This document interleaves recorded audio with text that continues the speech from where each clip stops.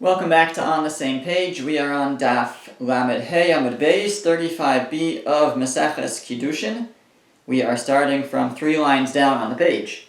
The Gemara is now quoting the end of our Mishnah. The Mishnah was back on Chaf Tes Amud Aleph 29a. The Mishnah had said that when it comes to negative commandments, mitzvos lo saseh, women are obligated in all the same mitzvos as the men. All the transgressions apply to women as they do to men. It says, chutz, except for Baal Takif, Ubaal Tashchis, Ubaal Tatame Lamesim. Except for 3 prohibitions. One is Baal Takif, the idea that you have to keep not to round off the corners of one's hair, the idea of having peyos. The mitzvah of Baal Tashchis, not to destroy. This isn't the mitzvah not to waste things. That's a different Baal Tashchis. Here we mean the mitzvah not to uproot the hairs of one's beard. And so those 2 don't apply to women. And thirdly, Baal Tatame Lamesim, that Kohanim are not allowed to become Tameh. A regular Kohen can only become Tameh to 7 immediate relatives. That is specifically to male Kohanim. The women from a Kohanic family are still allowed to become Tameh, to become impure from encounters with the dead. So the Gemara says, by us, Lamed Hey Amud Beis, it says, Chutz mi Baal Takif v'Baal Tashchis, says the Gemara, Bishlam Baal Tatame Lamesim. I understand that women are not obligated in the mitzvah and the commandment, if they are from Kohanim, not to become Tameh. Dichsiv, because the pasuk says, how do we know that male Kohanim can't become Tameh? Because it says, Emor ala Kohanim b'nei Aharon, speak to the Kohanim, the sons of Aaron, and it says, they shouldn't become Tameh to people, they shouldn't become Tameh through encounters with the dead. However, for their own family, they could. That's what the pasuk says. But it says, Emor ala Kohanim b'nei Aharon, the sons of Aaron. Says the Gemara, b'nei Aharon v'lo b'nos Aharon. So that's the sons of Aaron, but not the daughters of Aaron. This prohibition is specific to the males. Ela Baal Takif u'Baal Tashchis min alan. But asks the Gemara, how do we know that women are exempt from the prohibition of Baal Takif, of not rounding out the corner of their hair, and Baal Tashchis, of not uprooting the hairs of their beards? Now, you probably think because women don't have beards, but the Gemara will get into that. So, says the Gemara, Dichsiv, because the pasuk says, what is the pasuk? What is the verse that teaches this prohibition? It says, Lo sakifu pa'as roshchem, v'lo tashchis es pa'as zikanecha. It's the same verse that teaches both prohibitions. It says, do not round off the corners of your head, meaning your hair, and do not destroy the corners of your beard, meaning don't uproot the beard hair. So that's the pasuk. So the Gemara says, what do we learn from there? We learn kol sheyeshno behashchasa yeshno behakafa, that whoever, since it's the same verse, whoever the second part of the verse applies to, that's who the first part of the verse applies to. That the second part of the verse says, don't destroy the hair of one's beard. And whoever that applies to, that's who the first part of the pasuk applies to, which is, do not round off the corners of your head. So, v'hani nashi, says the Gemara, and women, ho'il v'lo isnu b'ashchasa, since they're not included in the prohibition of destroying their beard, that doesn't apply to them. Lesnu behakafa. Then also the first part of rounding off the corners of their hair doesn't apply to them. They don't have that prohibition. The Gemara says, Uminalan delo isnu b'ashchasa. And how do we know that the prohibition of destroying one's beard does not apply to a woman, of uprooting the beard? So how do we know?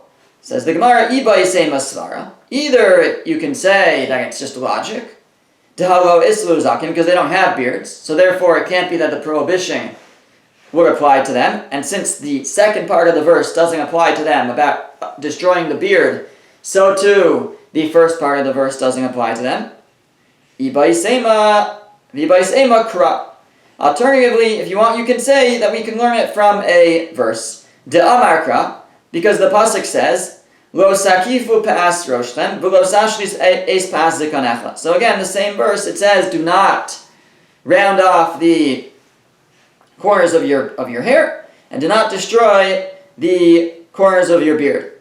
And midashani kra b'dibure, and from the fact that the pasuk used different wording than it needed to, de'im kein nichtov rachmana pa'as zikanchem, because the Torah could have written the corners of your beards, plural. In other words, if you follow the verse, it starts off by saying, speaking in the plural, and speaking to everybody, do not, in the plural, lo sakifu, do not round off the corners of your heads, period, plural. And then in the second part of the verse, it switches to singular, and do not destroy the corners of your beard, singular. So why does it change? So it's to teach you, says the Gemara, my zikanecha. Why does it say your beard in the singular? Zikanecha v'lo zikan ishtecha. It's to teach you your beard, but not your wife's beard. That the prohibition of uprooting one's beard only applies to a man's beard, but not to a woman's. Says the Gemara, so either it's just a svara, it's just logic, because women don't have beards. Alternatively, it could be that it does, there are abnormalities. Sometimes a woman could grow facial hair, and the Torah, even still, we have a verse, we're saying that the verse itself implies that it's men and not women, because it's all of a sudden switches to singular, zikanecha v'lo zikan ishtecha, your beard but not your wife's beard. And since the second part of the verse is speaking only to men, the first part of the verse is also speaking only to men. Says the Gemara, asks the Gemara, Vilo, really? Is that true? Women don't have this prohibition, Vatanya. But we're learning a brisa. The brisa says, Zikan isha vehasaris, shehelu sar, a woman who has a beard, or a saris, or a saris, I guess the most clear is like someone who's castrated, or it could be just somebody who can't produce children, doesn't mature properly, and they grow helusar, so that they grow hair, facial hair. Harehein kizaken l'chol divrayim.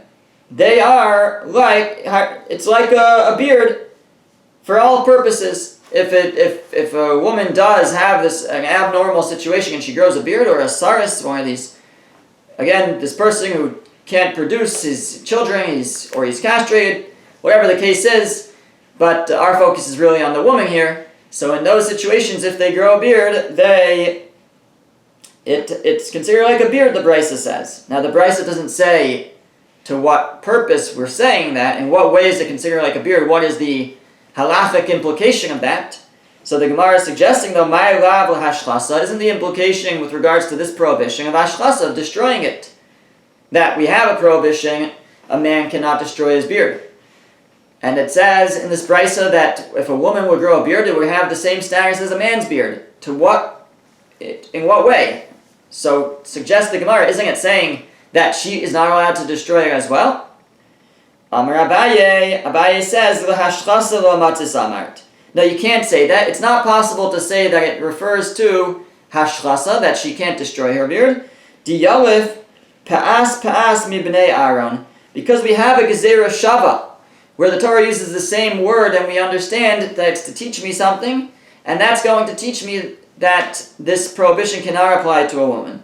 Because it says, by bnei Aaron, it says the word pa'as, and that's by, in the context that we mentioned before, when the Torah speaks to the sons of Aaron, and Mor al Kohanim b'nei Aaron, speak to the Kohanim, the sons of Aaron, and there it says, Upa'as zikanam lo yigalechu, that in that context, when again it's talking there about if somebody dies, but it says they should not shave the corners of their hair, of their beards.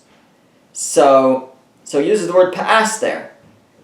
So pa'as means like the corners. So we have a gzeira shava of pa'as, because by us it also says pa'as.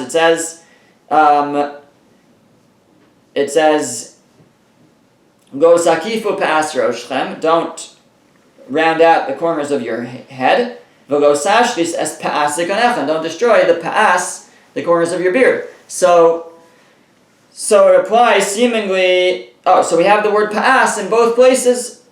So mala halan nashim peturos. Just like in the context of the Kohanim, women are exempt, because there it says, Emor al Kohanim b'nei Aaron, speak to the sons of Aaron. It's very specific. It's talking about the males, not the females. Afkan, nashim peturos. So too here, in our pasuk, the general prohibition of uprooting one's beard applies to men and not women, because we learn pa'as.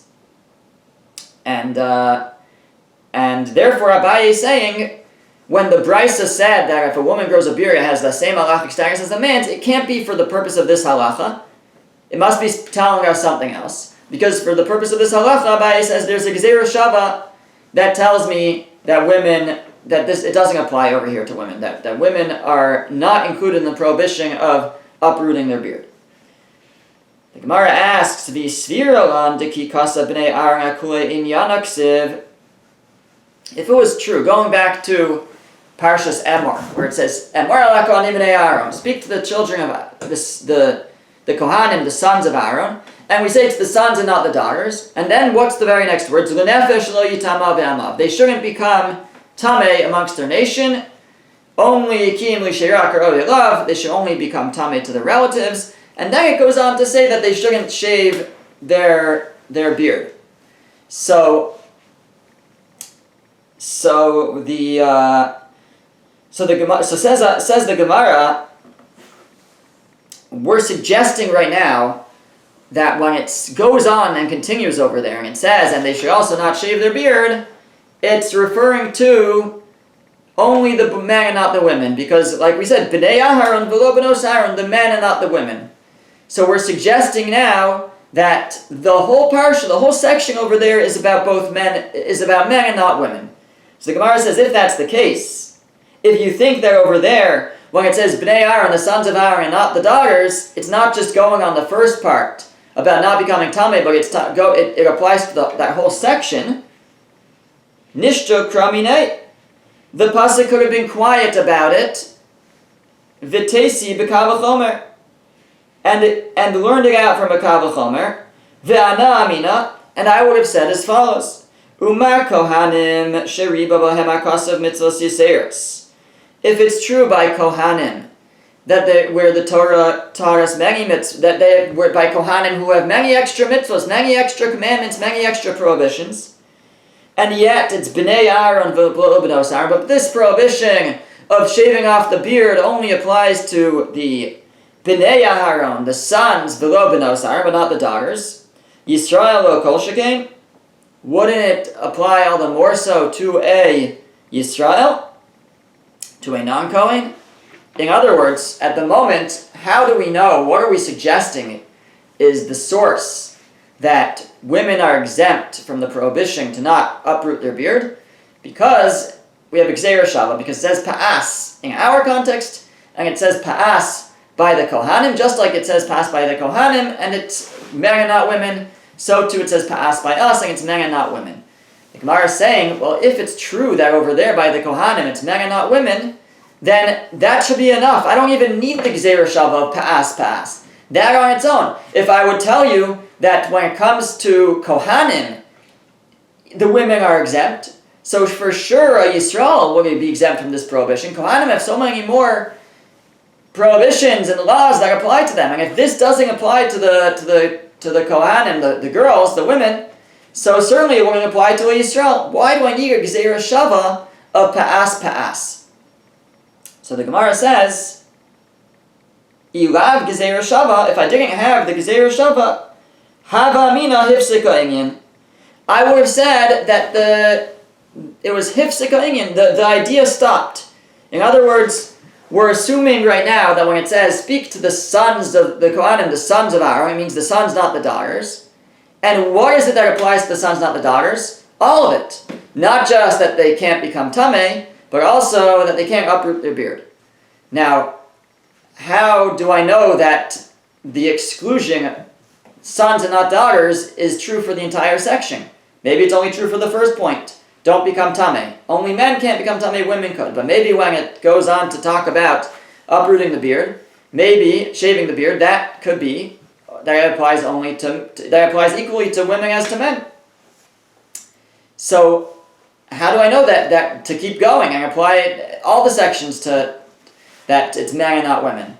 So the Gemara is saying, the way I know is because I have this Gezerah Shava here. The Gezerah Shava is seemingly unnecessary. Why do I have this Gezerah Shava to learn Pa'as? It must be that it's coming to tell me to expand the exclusion, the limud, this drasha, this which we learn out, that these halachos apply to men and not to women, that the Gezerah Shava would be coming to expand that to the whole parsha.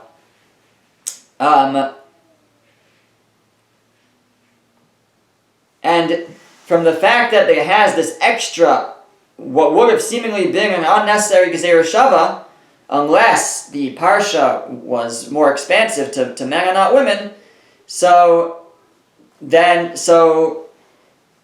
it's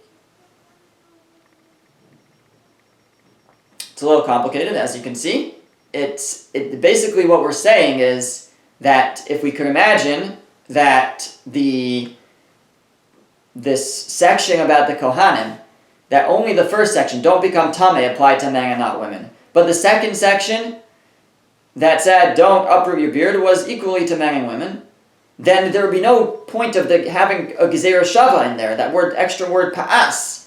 It wouldn't be necessary there. It wouldn't be coming to teach me anything. So the fact that there's a Gezerah Shava stuck in there teaches me to apply this idea that it's men and not women, even over there, so that I could then take that and apply it to non-Kohanim as well. So the Gemara says, Hashtanami nema hifsika inyan. Why? Maybe now we can still say it's hifsika inyan. Maybe we can still say that it stops and it doesn't apply beyond not becoming tamei. Maybe when we say the sons of Aaron and not the daughters, it's really only for not becoming tamei. And maybe really that second section, that second part that deals with not uprooting the beard, is for both men and women. And you'll say, so then what's the point of the Gezerah Shava then? I thought what we just said, that otherwise there would be no point of the Gezerah Shava. So, says the Gemara, I'll tell you, there could be another reason for the Gezerah Shava. V'im mishum Gezerah Shava, and if you'll tell me that there's a Gezerah Shava, what's it doing there? We need it for a different idea. Like we learn in a Brisa. The Brisa says, Lo yigalechu. It says, in the context of the Kohanim, it says they should not, the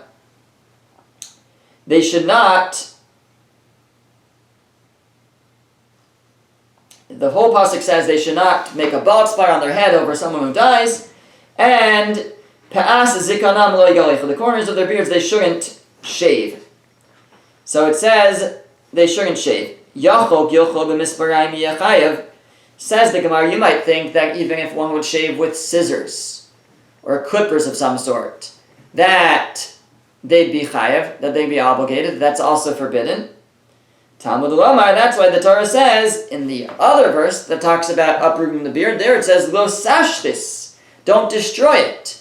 So it's only a problem if you are destroying it, if you're getting down to the roots. But if you are just if you're cutting a bit above with scissors, that's okay. So when it says lo yigalechu, it doesn't mean even with scissors. Scissors are okay, but to get down, go sashchis teaches me that the problem is don't destroy, don't get all the way down. Yachol lakto b'malaki to v'rahitni yechayim. Now you might think that if you do it you pull it out with a tweezer, pull a beard hair out with a tweezer, you're uprooting it. or a hitni, some kind of other sharp object. Rashi says plina. It's not a translation planes. I'm not even sure what that is. Some kind of blade. I think Rashi's saying it's someone who makes shields would use it. Some kind of big blade that's not really appropriate to use for shaving. So you might think that you're also chayiv if you use one of those. Talmud Lomar lo yigalechu. That's why the Torah also says don't shave.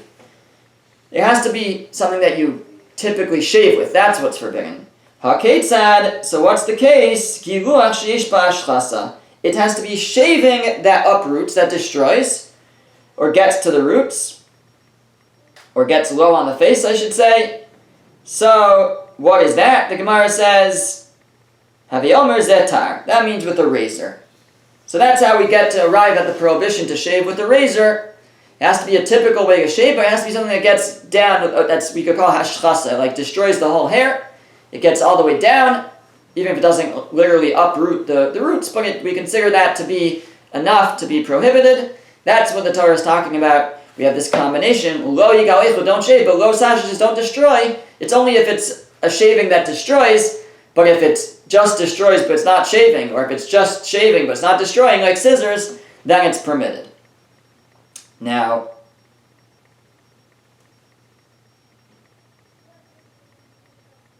so what we see though, what we see from this brisa, is we are using the word pa'as already for this gzeira shava, because it says it says in the context of the Kohanim, it says pa'as zikanam lo yigalechu, the corners of their beards they shouldn't shave. So you have the word pa'as, and it says by us, by our verse it says lo sashis es pa'as zikanecha. Don't destroy the pa'as, the corners of your beard.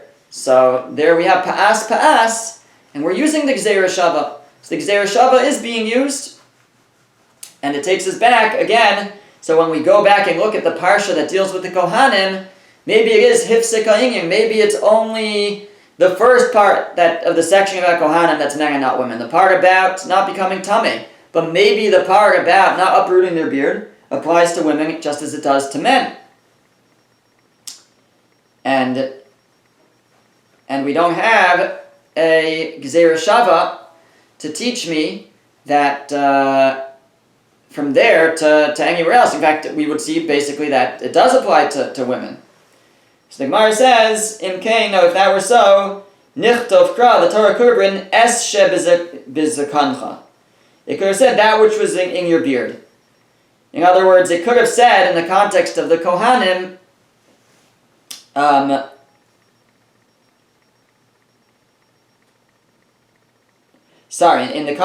our context, by us, it could have said, Lo sakivu pa'as roshchem, don't round out the corners of your hair. And then it could have just said, V'lo sashlis es she b'zekanecha, and don't destroy that which is in your beard, that which we just referred to. And that would have been enough, because I would have understood it's talking about pa'as, because earlier in the verse I already said the word pa'as, and I would still be able to learn this whole thing about that the prohibition of shaving is only for a razor, not scissors, not tweezers, etc. So why does it repeat the word my pa'as zikanecha? Why does it repeat the word pa'as? Shma mina tarti. That's to teach me both things, two things at the same time. If it's a totally extra word, and if it's and I will, even without that word, I would know this halacha about how it's only forbidden to shave with a razor. I could work that out, because basically I would say the beginning of the pasuk says, "Don't round out the corners of your hair," and I would say, "Don't uproot that which is in your beard," and I would say, "What's it talking about? Pass the corners," because earlier in the verse it said pass. And it's almost as if I already have the word pass. So why does it go ahead and say the word pass again? That's to tell me to make another gzeira shava, which is the gzeira shava where I learn from the Kohanim that I now know to apply the gzeira shava in the context of the Kohanim, which means I know when I look at the parsha of the Kohanim, the section about the Kohanim, that when it says that And Mor al Kohanim b'nei Aharon, speak to the Kohanim, the sons of Aaron. It's the sons and not the daughters. I now know that it's not only speaking about don't become tamei, speaking to the sons and not the daughters, but also that second section must also be speaking to the sons and not the daughters when it says do not uproot your beard or don't shave your beard, because now I understand that there's a Gzera Shava to apply over there. There's this equation of these two words to apply over there, and if it wasn't the case that it's still teaching me there the sons and not the daughters, then there would be nothing to apply the Gzera Shava on. That's how I know that this exclusion of men and not women applies not just to not becoming tamei, but also applies to not uprooting the beard. So the Gemara now says, Ve'ela hadatanya. So then that brisa that we quoted earlier, that said, Zikana Isha V'asaris, the beard of a woman, or someone who doesn't mature, Shehel Usar, if they grow a beard, Harehin Kizakin L'chol Divrehim, they have the halachos of a beard for all purposes. L'may hilchasa, for what halacha is that? Originally we asked from this brisa and we said, doesn't that imply, it says if a woman would grow a beard, it has the same halachos as a man. That seems to imply that just like a man can't uproot his beard, so to a woman. So, but Abaye said, no, that can't be. And we proved that women are excluded from that prohibition. They don't have that prohibition. So then what halacha is that teaching me? Amar Mar Zutra, with Tumas Negayim. Mar Zutra says, it's teaching me that they have the same halachos with regards to the Tuma of Negayim, the becoming impure through Negayim, Taras, blemishes, etc. Because there are certain, we actually just learned this in Parshas Tazria last week, that there are certain, all different kinds of Taras, and different ways of identifying them, this Taras, this leprosy, and there's different rules for the skin versus the hair. So the Bryce is saying that the hair, the beard hair of a woman would have the same halachos as beard hair of a man in terms of identifying negayim, these blemishes, this tzaras, that would apply to hair. The Gemara says, but with tumas negayim behed yoksiva. It says that's explicit already in the pasuk. That we don't need a brisa to tell me that they're equal. It's a explicit pasuk. The pasuk says, "Ve'isho isha kiyevo nega berosh ovazakan."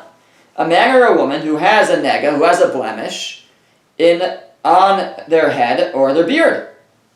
So we see it's equal to men and women. The blemishes, the tzaras of the hair and the beard are equal, whether it's a man or a woman. So I don't need a brisa to come and tell me that. It's just straight out in the pasuk. So Ela Amar Mar Zutra. So rather, Mar Zutra says l'taras negayim.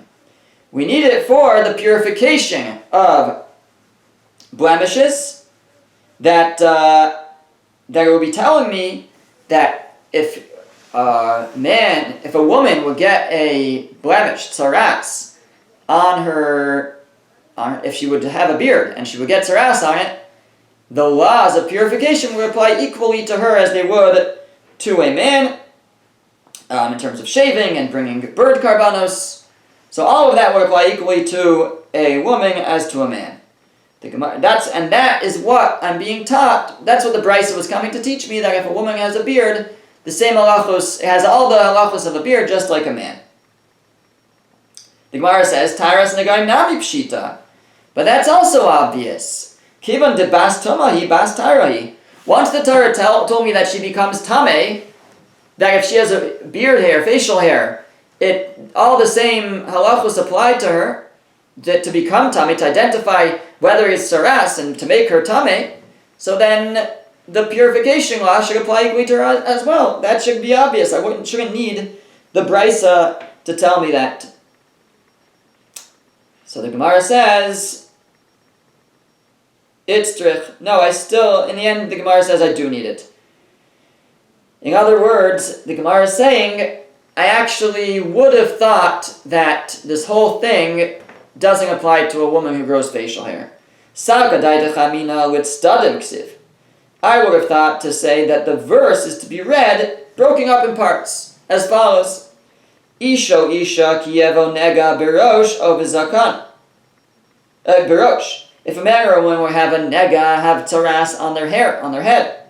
O v'zakan, or on the beard, hadar asam le'ish, is going back on a man. That's what I would have said. It's a bit of a strange way to read the verse, but I might have said that you're to read it if a man or a woman gets a blemish on their hair, or on the beard if it's a man. And I would have thought that the halachos of the negayim of taras don't apply to the facial hair of a woman.